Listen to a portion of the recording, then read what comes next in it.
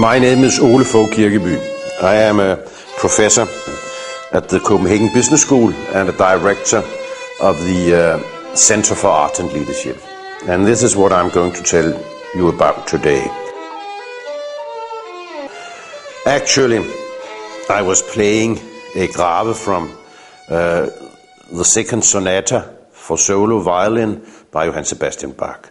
And I played that with purpose, of course, in order to be able to speak about the fact that music testifies to something very important, among others, of course. It testifies to the fact that it is actually able to express what you do not know that you know. Mendelssohn said that music was too precise a language to be expressed in words. And in a way, I think that's right. And we have to search for this language. Of course, also inside the discursive language, inside the spoken language. And this is of an extreme importance to leadership, because through such a language, a new sort of precise language, but also a sort of emotional language, and a language which keeps its ambiguity, we would be able to make something happen.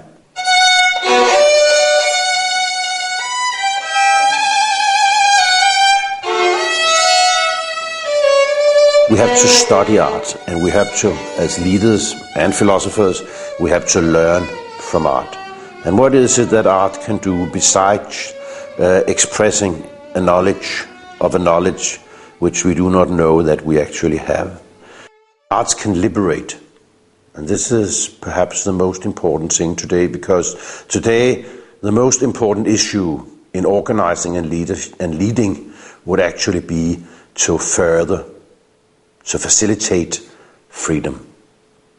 The new, intelligent, well-educated and enthusiastic employee wants freedom. Not freedom from work as the traditional blue-collar worker wanted it when the door of the factory was shut, but he wants freedom inside the factory, inside his work. He wants to express himself. And art is, of course, the best example and the paradigm of how we express ourselves. And expressing actually means to learn from the media in which we are expressing ourselves. When I was playing, I was listening to the tones, and the tones told me to play in a special way. The feedback itself created the very performance of this musical play. So it also is when you are painting, the first 4 spots and the picture will decide everything. Also, if you are painting naturalistically, because it'll set restriction on which kind of reality or which aspect of reality you actually are able to see. And so it also is with our communication with people. Actually, we create people in communicating with them.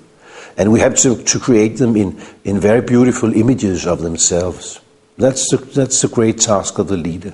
We don't have to reduce them to psychological typologies or to stereotypes, but actually we have to set them free to develop themselves as something very special, to make adventurous voyages into themselves.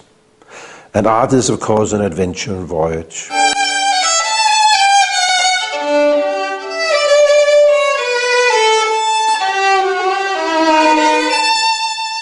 I don't think it is the firm's task to make sense, and not at all to create sense. This is the strategies of totalitarianism, but we have to offer sense. And this is what art do, or what art does. Art actually offers sense to the interpreter and his very own sense.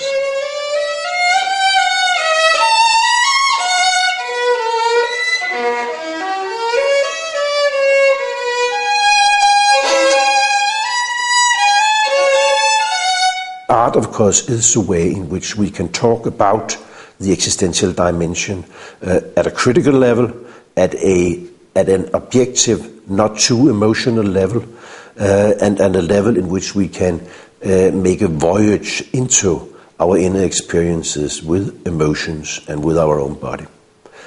Leadership must learn that from art.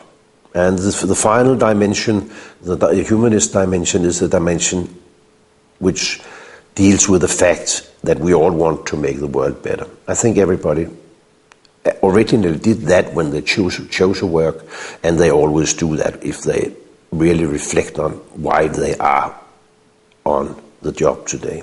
So the leader has to be able to articulate this and to let other people actually relate to this very fact. And ACT was a humanistic concept, a humanistic project, because art wanted not just to make the world more beautiful, but to give us a new utopia, to give us new ways in which we could move into another type of future, to make visions and missions manifest, concrete, able to be lived through, and to be able to be felt through, and to show us the potential. But art doesn't only show us the potential as something which could have been or which might be, but it works at the level which was called the virtual by Gilles Deleuze, a level which is all in, which they describes a sort of virtuality always at work inside reality, and in a way leading reality in a certain direction. We have to feel this direction, and we have to go in this direction, and we have to relieve it. And this is actually what leadership must do today.